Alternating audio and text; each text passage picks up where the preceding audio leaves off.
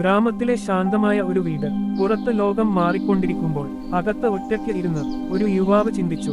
അവൻ അധികം സംസാരിക്കില്ല, പക്ഷേ അവൻ ചിന്തിച്ചത് ലോകം ആരും ചോദിക്കാത്ത ചോദ്യങ്ങൾ. ഒരു ദിവസം മരത്തിനടിയിൽ ഇരിക്കുമ്പോൾ ഒരു ആപ്പിൾ നിലത്തേക്ക് വീണു.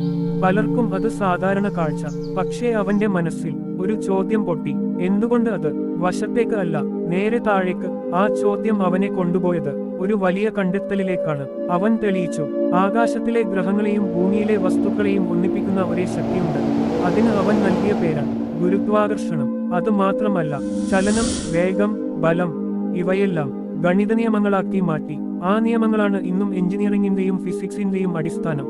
അവന്റെ ആശയങ്ങൾ ഇല്ലായിരുന്നെങ്കിൽ പാലങ്ങൾ, യന്ത്രങ്ങൾ, ഉപഗ്രഹങ്ങൾ ഒന്നും ഇന്നത്തെ രൂപത്തിൽ ഉണ്ടാകില്ലായിരുന്നു. അവൻ ഒരിക്കൽ പറഞ്ഞു, ഞാൻ ദൂരെയൊന്നും കണ്ടിട്ടുണ്ടെങ്കിൽ അത് മഹാന്മാരുടെ ചുമലിൽ നിന്നുകൊണ്ടാണ്. ഇതുപോലെ ലോകത്തെ മാറ്റിയ യഥാർത്ഥ കഥകൾക്കായി എല്ലാവരും ഒന്ന് സബ്സ്ക്രൈബ് ചെയ്ത് സഹായിക്കണേ. ഈ കഥയിലെ നായകന്റെ പേരാണ് ഐസക് ന്യൂട്ടൻ.